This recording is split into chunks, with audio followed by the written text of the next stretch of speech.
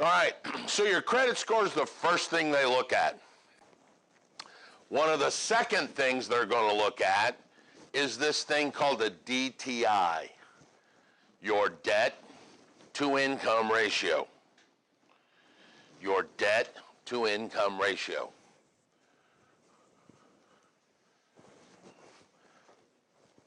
Let's do an example. If somebody makes $5,000 a month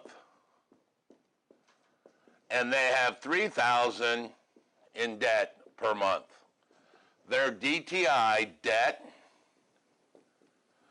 to income ratio, is simply 3,000 divided by 5,000, which is what, 60%?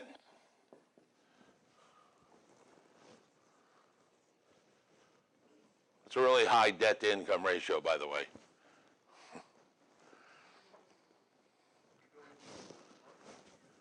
You can do income per month, and I don't want to get into the fancy formula because if someone gets paid every 2 weeks, then you got to multiply by 52, divide by 12, get the monthly income.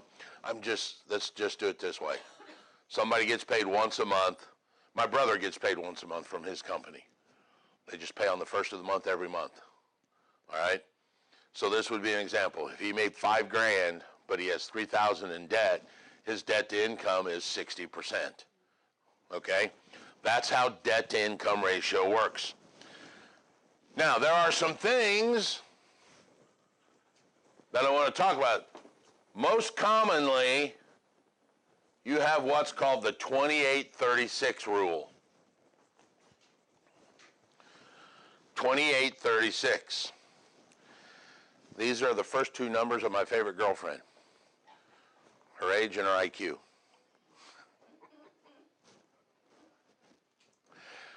28/36. 28 is called the front end number. The second number, 36, guess what it's called? The back end number. They're pretty tricky on how they name that. The front end number represents housing. Represents your housing cost. So if you had a $5,000 monthly income, same example, and the lender said, hey, we're a 28-36 lender, that means your house payment can only be 28% of your income. And I think if you do that math, it turns out to be $1,440 a month. All right? That's a pity payment, and that's also before taxes. So $5,000 is not take home. That's $5,000 is what you make.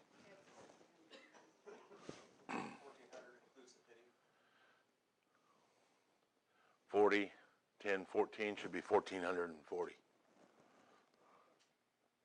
Close enough.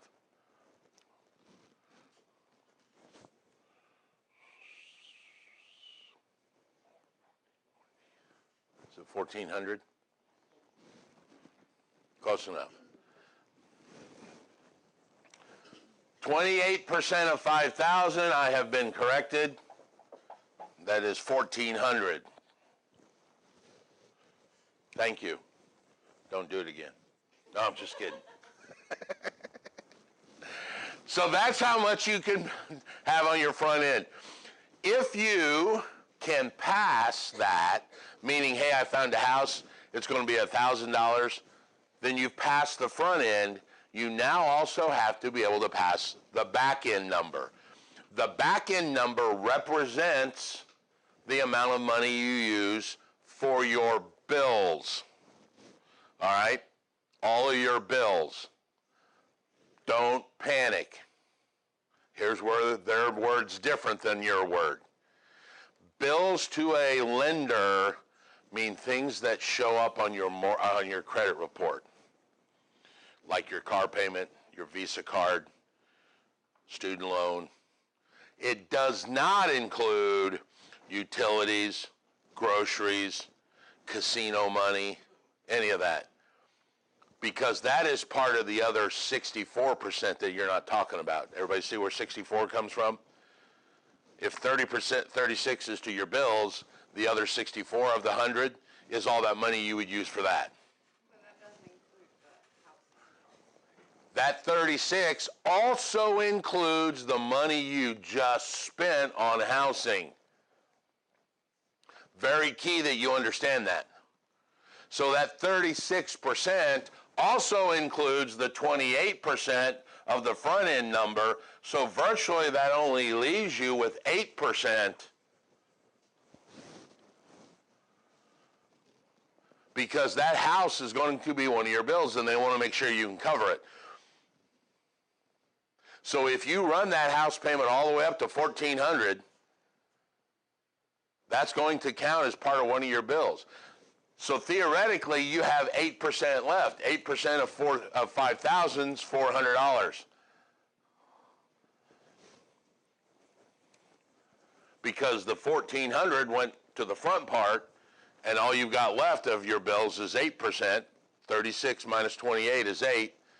So 8%. So if you sit down with somebody and they go, oh yeah, it's a $1,400 house payment, and all I've got is a $250 a month car payment, is that it? Yeah, that's it.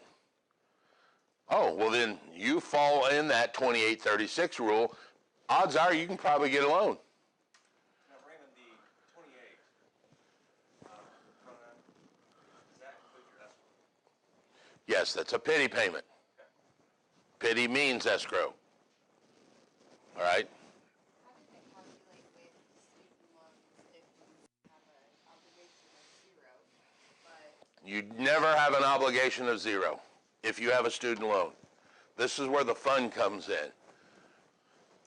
I can tell you, because I own a mortgage company, 1% of your outstanding debt is what they will figure as a monthly payment. So even if you're on a deferment, the lender doesn't care, because that deferment's going to come off at some point. So if you owe 40 grand, what if your payment is on income base and your payment is zero? it will never always be zero. Right, There's rules for this, all right? And I don't want to get into depth. The general easiest rule to remember is it's 1% of your outstanding debt. So if you owe 40 grand, they're going to say you owe $400 a month. Even if you've got it deferred, if you've got it waylaid, if you've got it on income based, because they want to take what's called the worst case scenario to make sure that if that kicks back in and you start making money as an agent, and all of a sudden now you got to start paying student loan, the most you're ever going to pay is 1%. So they do worst case scenario. Yeah. Does that mean that they won't use like commission based or Commission depends. I mean, you're asking a whole bunch of really in-depth questions. If your commission has been stable for 12 months, like an agent, they will use it. If you can present 2 years of taxes, even though you're commissioned, they'll average them. There's ways to do that. So, but like I said, now you start adding things to the complexity. You know, oh, they got a low credit score, they got low money, and they're commission-based pay. Dude, you're going to be a hard time for us to get. Now, we might get it, but you're certainly not going to be at market rate. Everybody else is getting 4.5%. I might get you a loan, but it may be 5.5, because you're a higher risk. All right? It's fun. I was just going to share a trick of the trade. I had to, and it's correct, but if you pull out of the firm and have the very minimum payment, that's what the If you pull out of what? deferment. A deferment, go to the minimum. We did that for my brother on his refinance. That's exactly what we did. He took it out of the deferment, renegotiated a low payment, and then that payment was an actual payment. So they took his payment. So I know this, you like hate this in-depth questions, but does it work the same way for overtime? Like if you consistently are required? Depends how consistent. Yes, overtime will count if you're consistent. You know, Same thing with bonuses. If you get paid a bonus at the end of the year, as long as your bonuses have been consistent, you can show that I've got a $3,000 Christmas bonus for the last 3 years. And you expect to get one this year. That's the other key. So those all count. So the 2836 is front end, back end number. Now, I will tell you there are other lenders that have other numbers. This is the advantage to this. You could call somebody and they go, yeah, we're at 3560. Okay. You might be the person for a 3560 loan because you got a student loan. I'm just making that up. But like I said, you're not going to come in at market rate. So it all boils down to when people bring clients to me and they go, okay, we want to do this. I'm like, and they're like, oh, I heard the interest rate right now is like 5. Yes, it is, but not for you. You know, the 5's what the good person's going to, not that you're not a good person. You just have higher debt or other issues. Now, there are some lenders I know that only use a back-end number, which makes more sense to me. They don't care what you spend. You want to spend more on your house, then you get less toys. You want to spend less on your house and get more toys, that's fine too. So all they do is they call you, they'll say like, we're a 52 back-end number. Well, what's your front-end number? We don't care. Whatever, however you want to comp. You want to buy a $900,000 house, then you got to drive a beater with no car payment. You want to drive a Ferrari? That's cool. Then you can buy a $30,000 house. All right. So that's the second thing that they would look at. The third thing that we're going to talk about is this loan to value. Loan to value.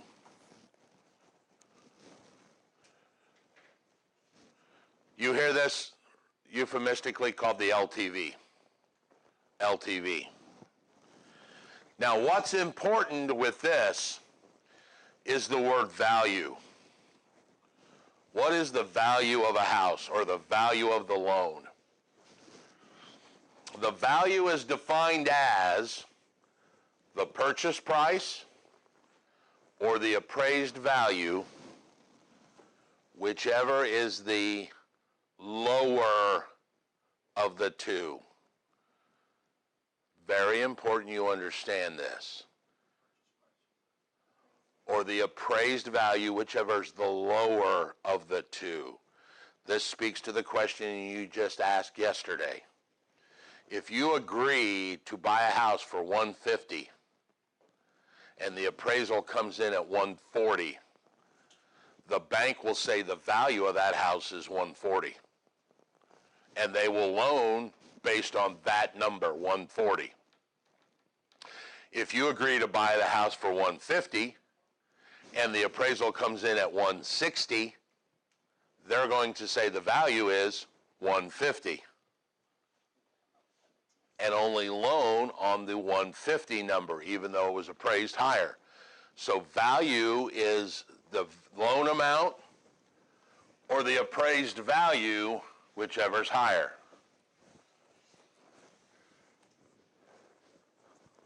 Typical rule of thumb that people love is this 80% loan to value. 80% seems to be the magic number in the industry. I don't know where it came from. I don't know when they started it, why they didn't make it 90 or 74. It's 80. That's the magic number. Above 80, certain things start happening, like escrowing. That's a very common one. You get below 80%, they're going to go, oh, well, you obviously have enough money, you can pay your own stuff. PMI, which we're going to talk about, kicks in at 80. So 80 is like the magic number. So if I bought a house for $100,000 at an 80% LTV, how much was my loan? 80 grand, right? Important to understand that because that's how they figure that, loan to value. The lower the loan to value, the better or safer they think you are. What is this number between the value and the loan amount? Very good. The difference between the value of the property and your loan is called equity. Equity represents the amount of loan that you've paid off. And you pay it off either by bringing 20% at the closing table and go, here's my 20 grand, or every month when you make payments, you pay a little bit of equity so you gain more. Is it possible to have a loan above value? Yes, that's a technical term. It's called screwed. It's actually, really, it's called negative equity. They have a thing called negative equity. In cars, we call it what? I'm upside down. I'm underwater. It can happen in houses, as evidenced by 2008 through like 2011. The value drops and your loan doesn't drop, and now your value's below your loan, you're upside down. Let's change audio.